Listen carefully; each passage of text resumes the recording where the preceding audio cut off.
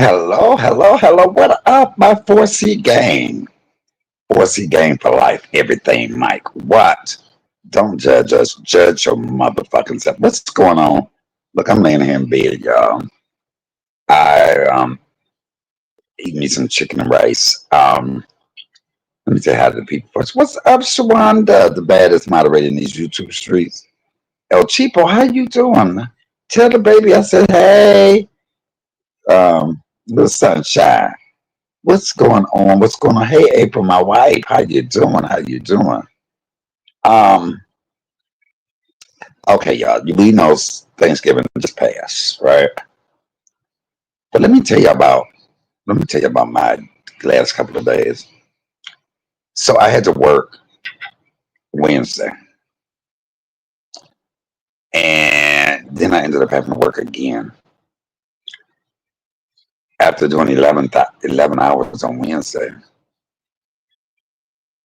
I came home and I went right to bed. So I ended up going to work. I didn't have a charger at home. Well, I charged it up in one of my coworkers' car, and I got out the car and I left my phone in the car. Didn't even think about it. Came right in the house, laid back down. Normally, I would reach for my phone and hey, happy white life, how you doing? Happy Thanksgiving. I'm explaining my Thanksgiving now. So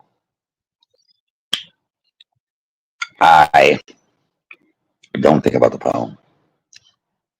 My worker is going out of town and going to Chicago. They don't even think about it. So my phone was in Chicago for almost 2 days. I had no way to call my phone. When I did it, went straight to voicemail. Of course, when they realized that they couldn't call me, they did not. And I'm sure I didn't expect them to turn around after being so far. But it made me have to sit back and entertain me. You know how many times I turned over and reached to get my phone, and I said, "Oh shit, oh shit." And so anyway, and then you know what's really trippy for people that are older, people that are older, when you remember you had nothing but phone booths and maybe I remember even before I'm just saying, well, there was nothing but landlines and phone booths. And I remember I would stop at a phone booth, and there was just numbers that I knew by heart. You had to know numbers by heart. My grandmother, who's been gone for ever since she remember, yes, my grandmother, who has been dead for 38 years, I still remember her number, 313-894-6223. That will never leave me. And I never wrote it down. I knew my grandmother because that's a number I dialed so much. My great grandmother, she's been dead for 15 years. And I'm, I'm so tired of the damn spam. My grandmother been gone for 15. She died in 2010. Her number was 313-895-3369. I know that number so well. I remember our phone number. We had grown up 313-894-6223. My mother's number, Momma gone 3 years. Of course, I know her number by her. But that's when you had to know. You walked up to that phone booth. But some people carried papers and wrote it down. I don't write shit down. But I knew the numbers that I wanted to call. I knew the numbers that I wanted to call. Yes, technology done spoiled us. I can't remember both. I can remember both my great. See, come on. Even, and I didn't really mean for this lie to be that, but even with learning, technology has dumbed down, dumbed down our children and now our grandchildren. And I say that to say this. You can look on your phone for anything you need to look up. You can look on your phone with the press of a button. Bam. Gone are the days you had to go get the dictionary to look up a word and see what it meant. And that helped you with problem solving. Gone are the days where you had to cross reference and stuff. The atlas, the encyclopedia. All of that is right at the tip of your fingers. Gone are the days that you really have to do stuff in class because the phones are allowed in class. Can't you can't you get the answers right off your phone?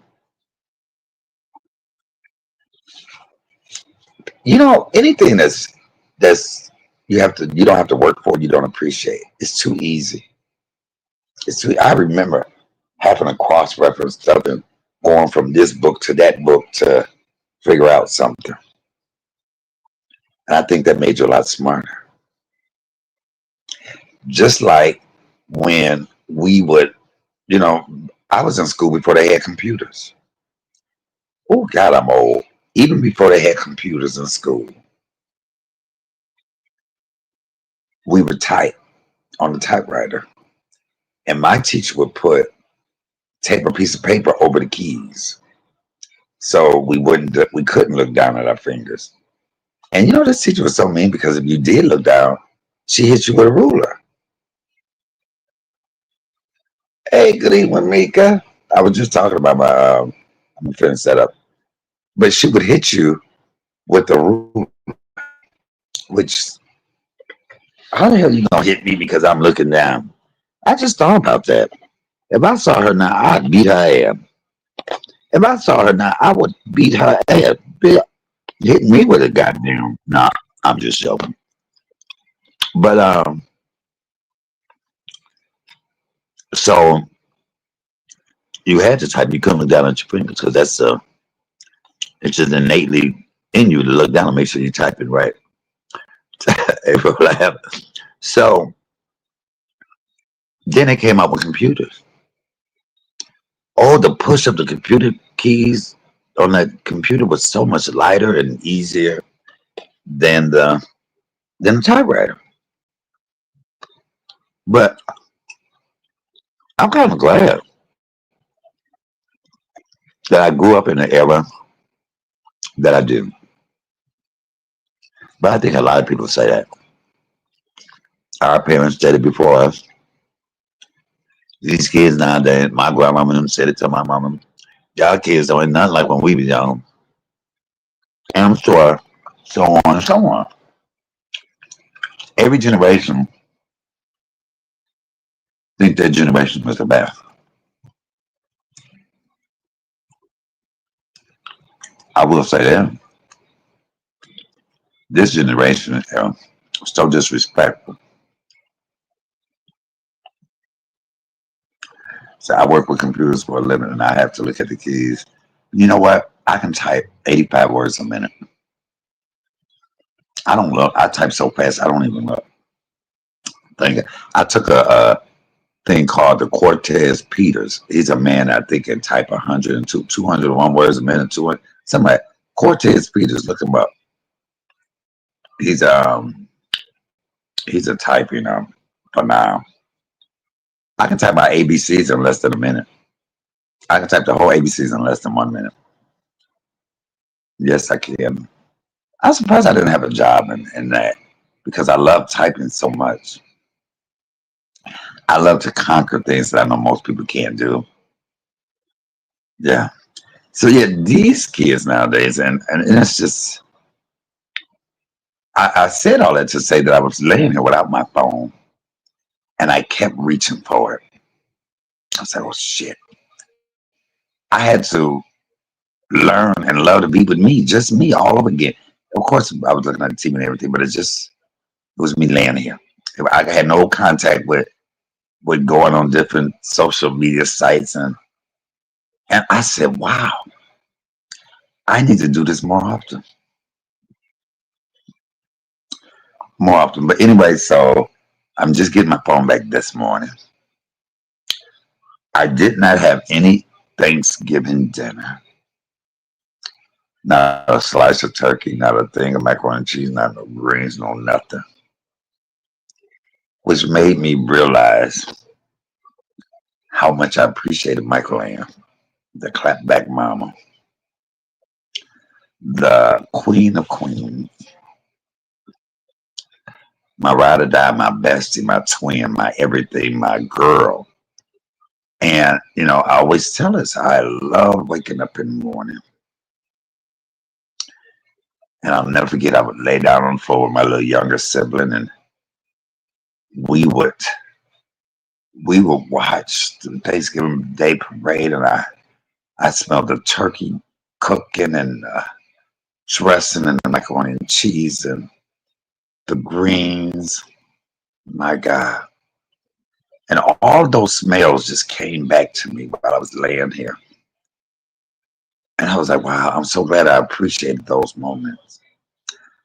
I'm glad that I appreciate that they're so clearly and vivid in my mind. And how we all would get up and we'd eat. My mom would carve the turkey, and she automatically knew that I loved the wing. Nobody got the wing but me. That's the only part of the turkey I would eat was the wing. And she made sure her son, her young black king, got that wing. I sit back and I think how my mother catered to us.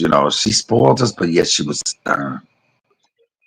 And I thank God because I wouldn't have wanted anybody else to be my mama. And when your child can say that about you, that means you did a job well done.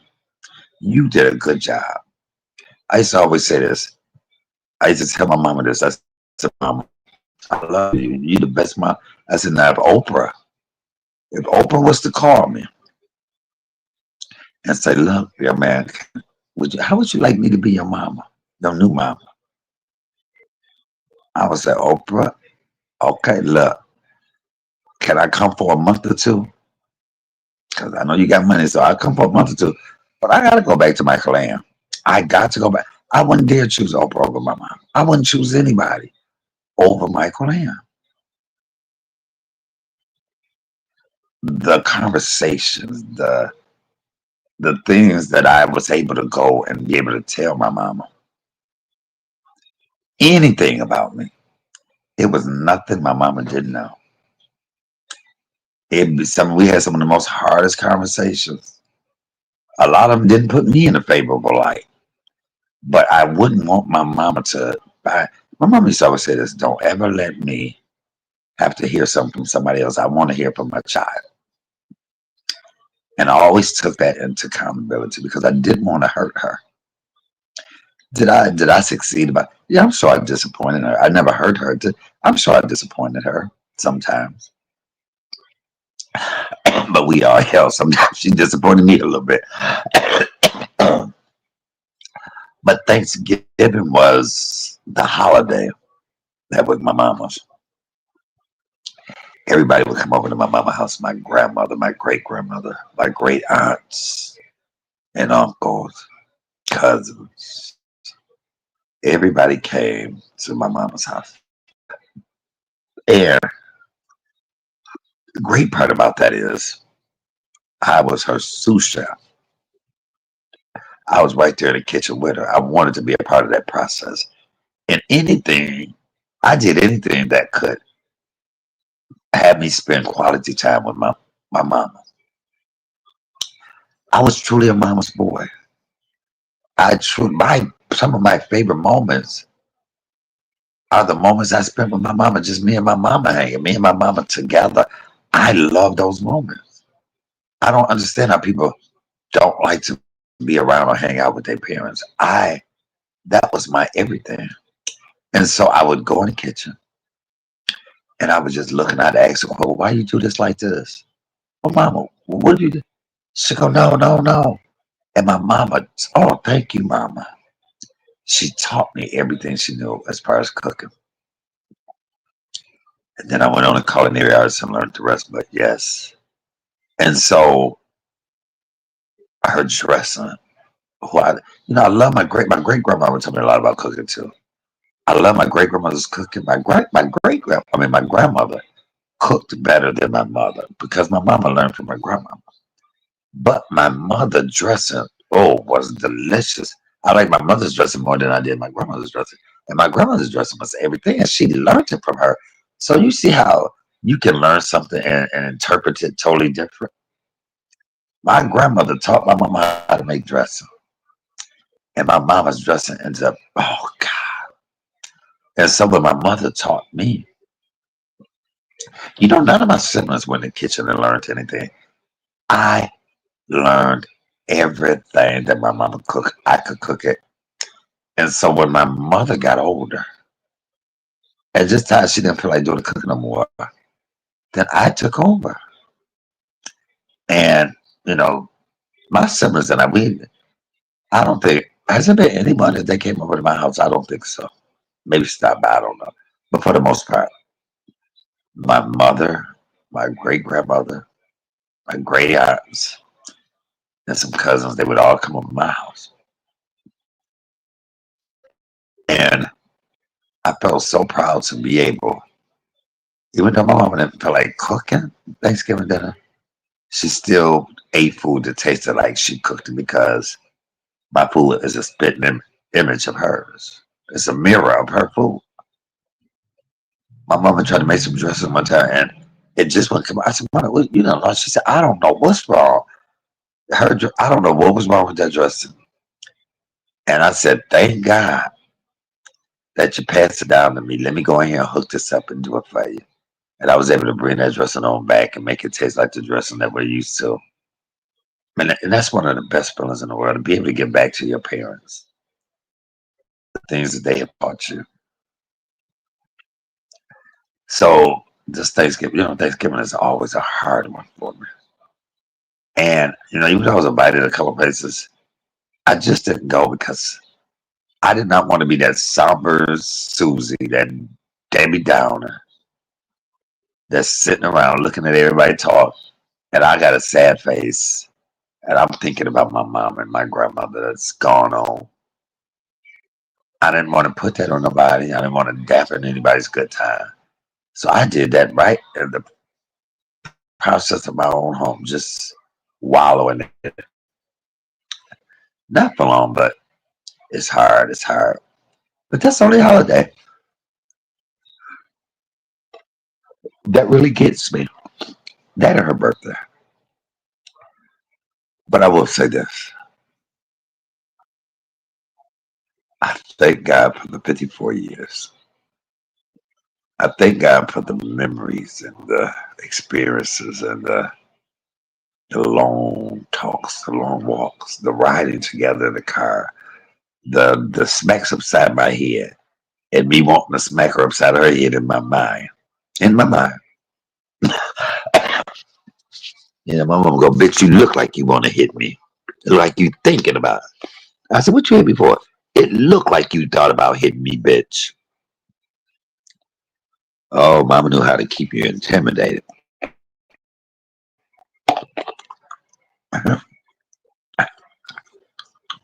My protector, my superhero. And I don't say this to anybody for them to do what they do, but I say that I appreciated mine while she was here. Do you know, it's only God and those memories that keep me going, that keep me sane, keep me from not losing my mind. Because the hardest thing ever, and I don't know about nobody else's life, but I'm talking about my life, is the fact that the woman that gave birth to me is not here. I was last night I was laying here and I was looking at my son. I said, "Oh my God, my mama gone." That it hit you a lot. I said, "My mama gone."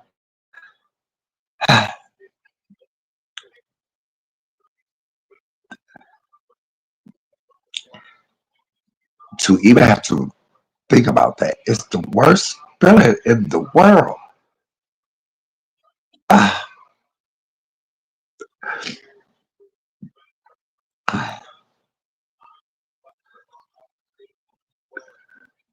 I think that's the most cruelest thing. The harder.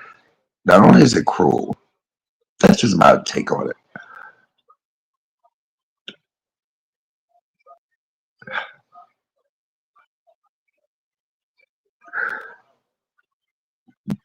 And almost unbearable.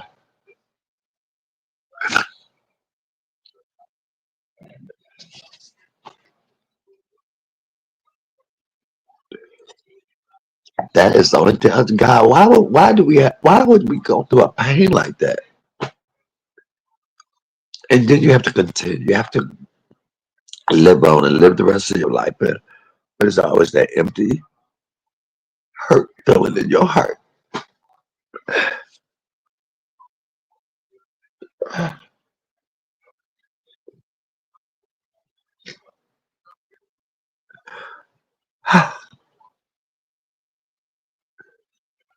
But then you got to go on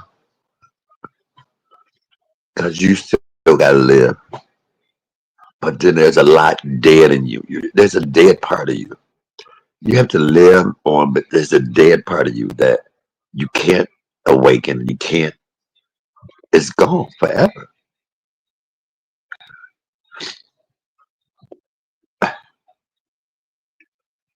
And I think that that is the part of life. I say, how do people, when they know they're getting towards the end of their life, how do you come to terms with it? Because we all, bitch, we know we got to go. How do you come to terms with it? And then I think about it. You think about the people that have gone on before you. Because I remember my mother being sick. She said, I just want my mama. I want my mama. I want. That's all she kept saying is, I want my mama. And I think that was her coming to terms where she knew that she probably wasn't going to be here. And for me, when that time comes, or when I get to that point, I also know that that will bring me comfort in knowing that I'm about to transition and that I won't be on this earth, but my mother will be one of the things I will think about. And my grandmother, of course, God, laying my eyes upon his glory. But those will be the comfort. That's how I will find comfort in knowing that my life on earth is at its end.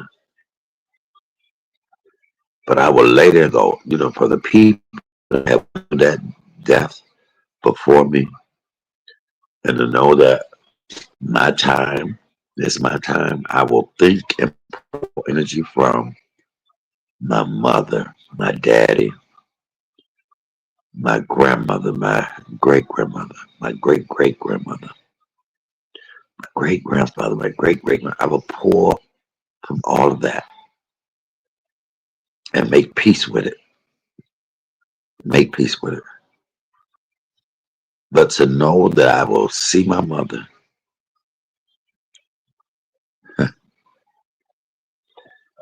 that's the only thing that. Cause I was terrified of death. I was terrified of death until my mother passed away.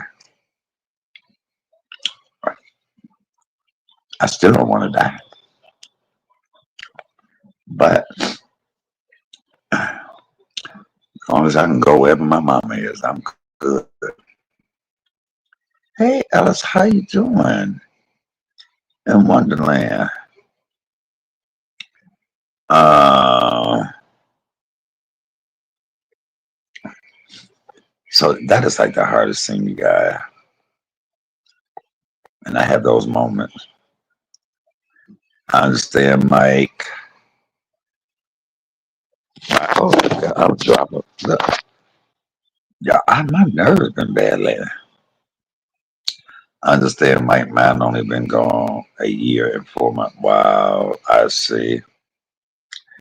Yes, it's one of the hardest things. That's the hardest part is moving on. And we can never move on. You never move on, but you just try to deal with it. And yeah, I think it's different. You know, you have some people that are closer to their fathers than they are their mother, which is unthinkable, unfathomable to me because I love my mama so much. I could never, I love my daddy, but not like my mama, baby, not like Michael Air. Mm-mm. And that's the person that beat my ass the most was my mama. She or one time she gave me a whooping. I mean, tore my ass up. And she realized that it wasn't even me that did it. Because I kept telling her, Mama, I didn't do it. She says, you're goddamn. And she tore my ass up. And when she realized she whooped me and I didn't deserve it, most mothers would come in and go, I apologize. My mother came in. She was like, I found out you didn't do it. I said, I told you. She said, yeah, but that whooping was for something I didn't catch that you got away with. And and you know what the sad part about it was? Or the funny part? Was I had this stuff and got away with it. And so instead of my mom was a straight up Virgo, instead of her apologizing for whooping me for something I didn't do, she still made it about her and said, well, that's a whooping that for some shit you did that you got away with that I didn't catch. Oh my God. I couldn't even mad at her because she was telling the truth. It's some shit I got away with. And that is what I loved about her. My mother was unapologetically her. Look, it was no debate. You didn't debate with my mama. Mama, this is what I want. No, no. She told you what you was gonna eat. She told you what you was gonna wear. She told you what time you was gonna eat, what time you was gonna lay down. She told you what you was gonna do when you was gonna do it. And that was all the way up until we was 18 years old. It never was anything other than that.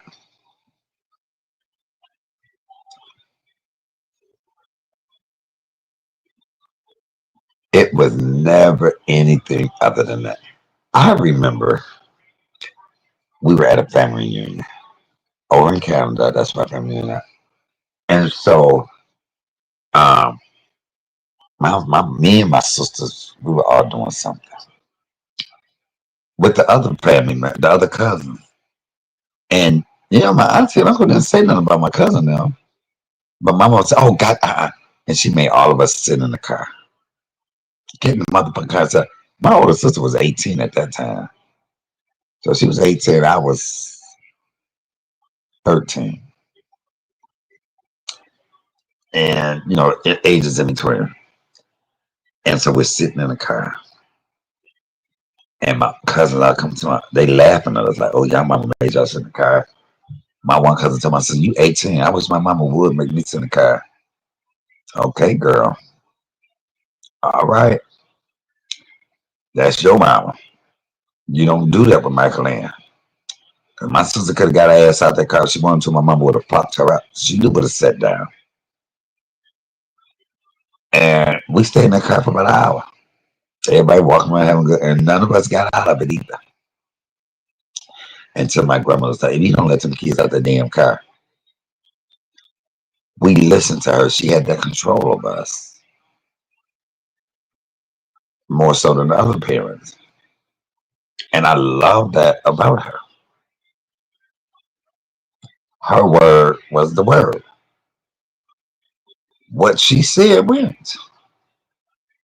I was saying this the other day. We never had dinner where somebody wanted something different. My mom wanted to make me some chicken and you some meatloaf. Now you could suggest what you wanted for dinner, and she might cook that, but it wasn't no two, three different things. That was not happening. You was gonna eat what was there. I loved everything my mother cooked. Her salmon croquettes, delicious. Hey, sweet Rita, happy Thanksgiving, baby. Her salmon croquettes, delicious. Her banana nut bread. Oh my God. My mama made the best mashed potatoes that I've ever tasted in my life. That I'm so glad I was in that kitchen because I can make those ways. I can make mine taste the same way. You know how back in the day, yeah, the potato mashers, the old potato mashers. Oh my God. You know how most kids would like the spoon from the cake mix, after you I wanted that masher from the sweet potato. I mean from the mashed potatoes because it tastes so good. My mom put the right amount of butter, the right amount of salt, the right amount of cream. Oh my God. Yep, got on you what you say, April? April. Yep, got on that. Okay. I love that. And that's the one thing that I thank God. I think I was so smart for because I went in that kitchen and I watched everything, everything that was done. So I can replicate, not duplicate, but replicate my mother cooking. And I missed that so much on Thursday. I missed it. Even if I can cook food, just like it still wasn't her cooking. Just to see her standing there and just busying around the kitchen and asking me, give me that, okay, give me that big spoon. Okay, give me that pan under there. All right, okay, no, drain that water. Okay, wait a minute. Okay, come over here. When she would make her dressing, got one. No, I mean, oh, got one now. Oh, so even like her dressing, my mother and I have made dressing together a million times. A million times her and I made her dressing. And so it would get to the point, I first started, she'd get her gizzards, the liver, the gizzards, the turkey neck, all that we would boil that. That would be our chicken broth. She's a big old pot, put that in there, and it just boil and boil and boil. And then she would put butter in there. So you get this buttery chicken. So it was my job to get that pot and pour it over into the dressing. She go, okay, that's enough. Stop. She stared. She go, okay, a little bit more, just a little bit. And so I love those moments because it taught me so much that not like my mother's dressing. I hate dressing that people crumble it up all fine and stuff. No, I like little lumps and like I don't like to come to cornbread all the way. So you don't see just a little lump, here and there. That's part of dressing for me. Not no dog food, alpo, chopping. No. Uh, I gotta see just a little cornbread. Let me know what's cornbread. And a lot of people don't do this, but my mother done this because I could figure her mother did it. That whenever we made dressing, I just did that with my son. Oh, okay, sweet Rita. See, what you just do? You tell her, poor little bit. No, that's too much. No, just sweet Rita. That is a moment. Oh my God, I'm gonna cry. That is a moment that he will cherish. And I cherish that he outed, he out of stir. He poured. I said, okay, that's what my mama. I would do that all the time with her. And I look back on it, I was so glad but it taught me, now I'm the best motherfucking pourer there is. I know when to pour, when to stop. Another thing that my mother did as well, and I guess my grandmother did too, is with their dressing, they would toast half a loaf of bread. They would just the right color, brown, the toast, and they crumble that toast in there. Oh, it makes such a big difference. Now, The one thing my mother didn't do that I do now is just a couple of things. I saute my green peppers, celery, and onions. I saute. They didn't do it, even though theirs was good their way. I just think it's a little bit better when it's saute in butter. They did not put cream of mushroom or cream of chicken either one. Some people to it. I think that's too much. I think when you put the cream of mushroom, you can eliminate the eggs. So I will use a half a can. Sweet Rita said I don't need it. Right. Oh, Sweet Rita, it's going to take you to the next level. I'm telling you. I was a stickler on just putting those. Uh, oh, Chico said, "Oh, I saute my onions." It does make a big difference, y'all. The first time I did it, I think I was watching. Yeah, I got a couple of videos on how to make dressing, and so I went through it because I just like to see different people's thing. Sweet Rita say raw vegetable gives us a fuller flavor.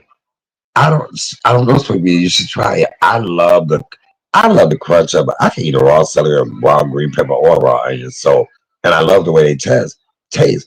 But it was something about the vegetables being sauteed for me. It's probably just a personal thing that took it to another level for me. Just like putting um, cream of chicken or cream of mushroom in there. I love my mother's dressing so much, so I'm not gonna mess with the flavor too much. But I will put a little bit of the cream of mushroom in there. I just love dressing, and when you make a dressing, I think I watch every dressing video on YouTube. Okay, I have to. I will watch some stuff. Now I will say this, baby. I want some dressing, and I like a corner. I like the edges to be crisp. Oh, Chico said I use cream and chicken. Yeah, okay, okay. Did you like it, El Chico, when you sauteed it? Did it? Was it better? Now I love that. Oh, baby, I like mine burnt around the edges. Come on, give it to me. My mouth is watering just thinking about it. Consider I didn't have any dressing. I'm gonna just have to make me some myself. It don't have to be. See, you know, what? It don't have to be Thanksgiving in order for you to have dressing or turkey. Right on. So I love that. I was I do cream of chicken and mushroom. See, a lot of people do both. Um, just like macaroni and cheese. I love macaroni and cheese. My mother and grandmother made it. I think mine's just the best. Come on, somebody. Um, and then, but I did it a little different. I put sour cream in it. You know, sweetie. I do sweetie pie's recipe. I did sweetie pie's recipe, and her is I add um, more cheese and different kinds of cheese. My son ate some. My son ate some for the first time, and I wanted him over because he said he don't like dressing. Really, I love me some dressing. Okay, I love me some dressing. Now, you know one thing I could never get with y'all. My great grandmother's sisters, my aunt Ella and my aunt Gertrude. You can tell they old. My aunt Ella and Aunt Gertrude. You know, it was the three sisters, Ella, Gertrude, and Viola, and their brother Clarence. They're all gone now, but yes, Ella, Gertrude, Viola, and Uncle Clarence. We just said I want my niece over this year too. Okay, come on for winning people over, y'all. Well, I'm gonna tell you this. Um, oh, another. I was talking about this. You know what? You know how you cook rice and you have some leftover rice. I could just never do this. My great aunt Ella would take the rice, some leftover rice, put it in a bowl, put some raisins in there, a little con, what's that real sweet condensed milk? Put a little bit of that, and then some milk and stir it up, and have her some rice cereal. Oh my God, I wouldn't even taste it. I would not even taste it because The fact that I'm eating rice and milk together is just unbelievable. That's why I don't even like rice pudding that much. I feel like rice should just be rice. It's a mind thing. It's a mind thing. Has anybody ever had rice cereal? I've never grasped rice pudding or bread pudding. I know. I just can't. I just cannot. We not gonna do nothing else with rice but what it's supposed to do. And I sat there and I just kept looking at her eating that rice and milk and she put a little cinnamon in there and some bread. I was like, oh my God, girl, just eat a bowl of cereal. Eat some rice checks. Eat some rice. You want some rice that damn bad. Eat some rice checks. But I'm not one. I love bread pudding when it's cooked. Okay. I've tried bread. I think I made bread pudding one time. But I'm gonna tell you this. I even when it comes to cook like cereal, I don't want no strawberries in mine. I was gonna say bread pudding with vanilla ice cream and spice. Oh my God, no. I couldn't do it, April. Now look, I'm gonna tell you this. Even when I'm eating cereal, don't go put no strawberries in mine. Don't go putting no berries. Don't be putting no slices of banana. Ah, I could not eat banana and milk together, milk and strawberry. For me, I just could not do that. The most I'm gonna do is the Lucky Charms where they get the little sweet stuff in it, or some raisins with raisin bran only. But I see people get cornflakes and put bananas in. I'm like, what the fuck? How could that texture? How could you do that? But that's just me. Even when I'm eating pancakes, I don't want no berries and strawberries on top of my pancake. Ava said, I don't want no fruit in my cereal. I don't either. I don't do the fruit in the cereal for me. Uh-uh. It's not going to happen. It's not what I like. Those are two different flavors. Now, you can put me a bowl of strawberries next to my milk. You can put a banana next to my milk and I eat it. But we ain't finna intertwine the two together. That's just not going to happen. I don't like hot peaches or apple. Well, Chipper, you know what? I used to couldn't stand hot peaches either. Now I love an apple pie. Oh my God, I do. But I'll tell you this: my peach cobbler is the guy. If you used to taste my peach cobbler, you'd be like, you know what? But you can put ice cream on the top, so it don't really have to be hot. I don't like hot. You know what? When I eat my peach cobbler, I don't like it like really hot either. I like it room temperature. I can do. Or you can do the fruit in your cereal. My grandfather used to eat his cornflakes with bananas. I know. Oh, I don't know how y'all do that.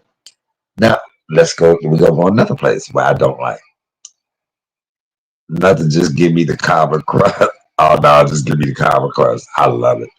I'm gonna tell y'all this with macaroni and cheese.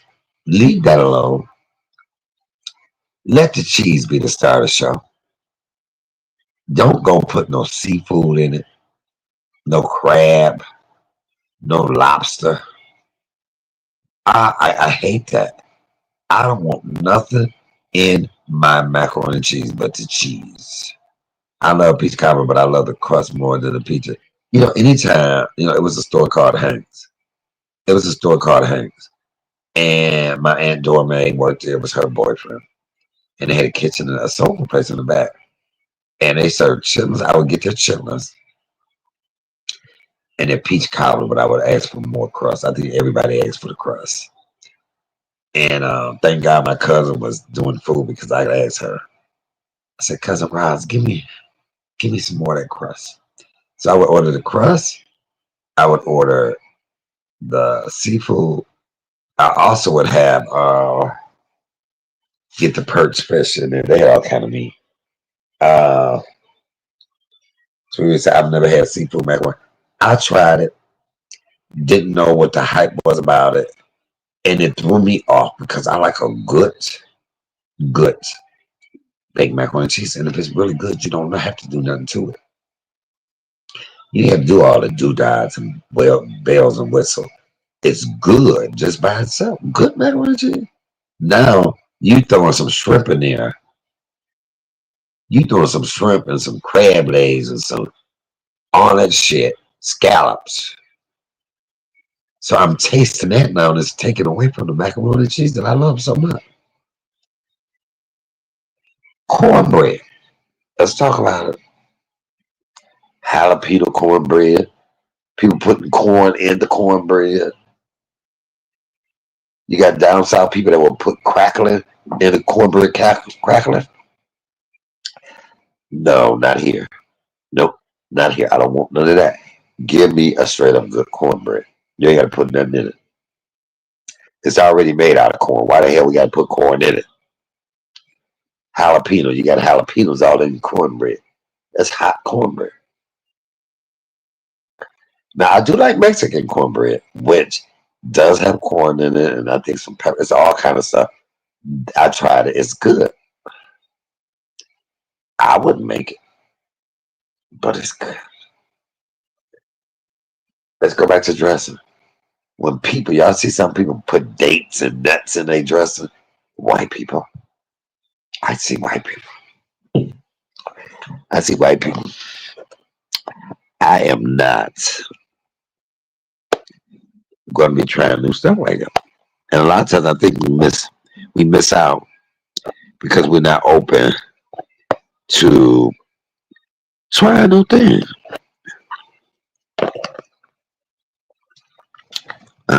People say, hell no, I'll pay 'em.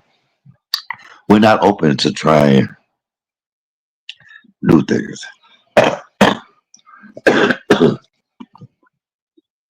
It's like for years, I would look at people that eat liverwurst and be like, oh my God, all right, y'all.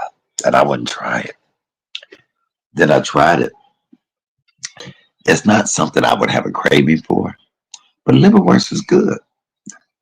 I'm not going to eat it on the bread with some mayonnaise, but I will eat it on some crackers.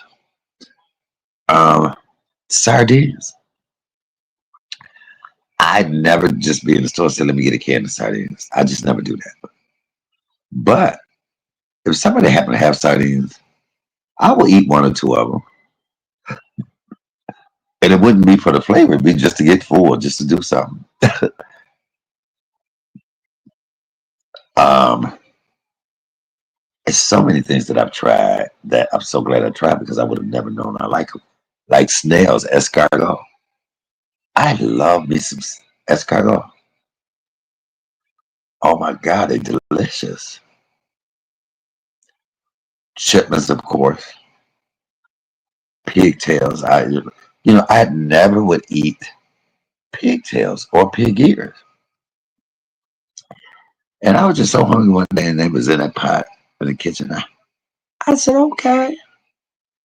Now pigtails, it's hard because every time I'm eating the tail, I'm thinking of that tail wiggling, just a wiggling. So I can eat about one or two, and then it settles in my mind when I'm eating, and I can't. I hate that, and then I can't do anymore. The same thing with. Remember I did the pig snout, y'all.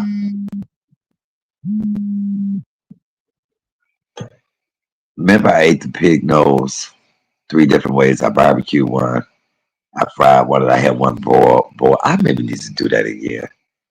And the one that was fried, oh my God, it was so delicious. I can't even believe I ate like that. And I ate the whole thing. So I know that I can eat a pig nose fried. I can eat a pig snout fried with no problem because it tastes just like crackling or it was just that delicious. Now, the boiled one, I put a little hot sauce on there and I ate about half of that. The barbecue one, I don't know what the hell made me do that because the barbecue sauce, the slime made me, as I'm eating it and tasting the barbecue sauce, I'm thinking about the pig. Pig nose is always running. Pigs always got snot running out their nose. And I'm eating and I'm thinking of that snot. And I was like, I can't do it. I can't do it. I can't even fake the funk. And then you had my mama. Remember, I did just have my mama house, y'all. Oh my God, mama. I love my mama. She was laying there. She was like, oink, oink. She kept making pig noise. Oink, oink. I said, mama, stop. Oink, oink.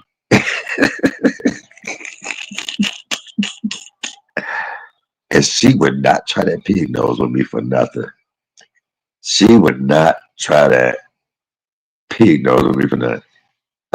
Thank you, Shamanda, for putting my cash up. But chitlins and pig feet, yes. The snout and tail, hell no. I did. Oh, you know, I have to. I'm gonna have to put some clips up from that video. I can do the. I can do the snout. I can do the fried. That's the only way. The tail, I can.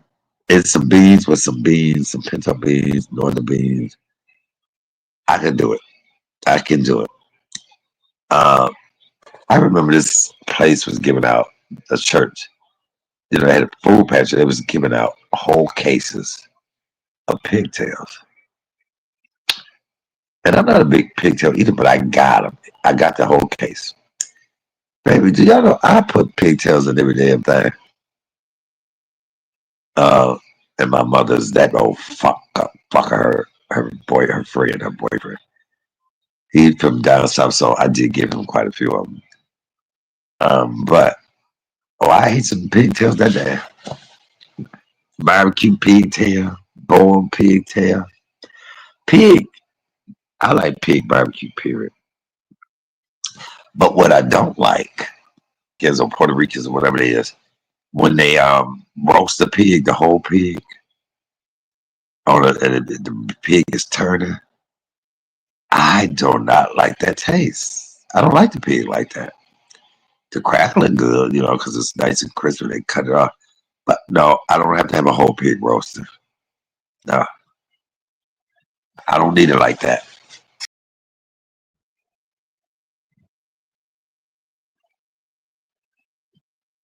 I love playing that clip of my mama. Yeah, I was just looking at it, baby. Can you hear me now? Am I better?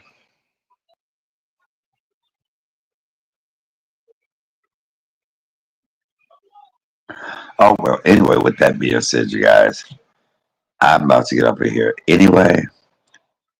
Because I'm laying in here, I'm still doctoring my ankle and foot from where I sprung the, what did they say I did?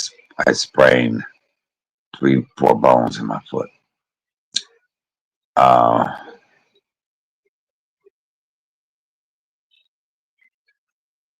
I'll do better. So anyway, y'all, I'm about to get up in here. I was on here. I'm laying here. I didn't eat this chicken. I'm thinking about what I'm gonna eat tomorrow. Tomorrow's Saturday. I'm gonna try to go to church Sunday and all that good stuff. And I hope everybody had a great, great holiday. Hope you have even a better kiss Christmas. And I hope that you all enjoyed this video. Maybe it made you feel better, brought you up out of something. Maybe it just gave you something to do. Well, that's what you get when you come over here with comedian Michael Allen, 4C Game for Life. Cooking, comedy, cussing, and cocktails. Cooking, comedy, cussing, and cocktails. What? Don't judge us, judge your motherfucking self. Now, do me a favor. Like, subscribe, comment, share all those things. And if you want to support the channel, please do. $sign 313 comedian or do the GoFundMe and all of that. And I want you all to have a beautiful day. And remember, the 4C Game, we love you. We love you over here. But we just don't love you as much as we love ourselves. All right, y'all. Y'all have a blessed rest of the night. And thank you, everybody that came in. Comedian Michael Allen, I'm out. Please. Peace.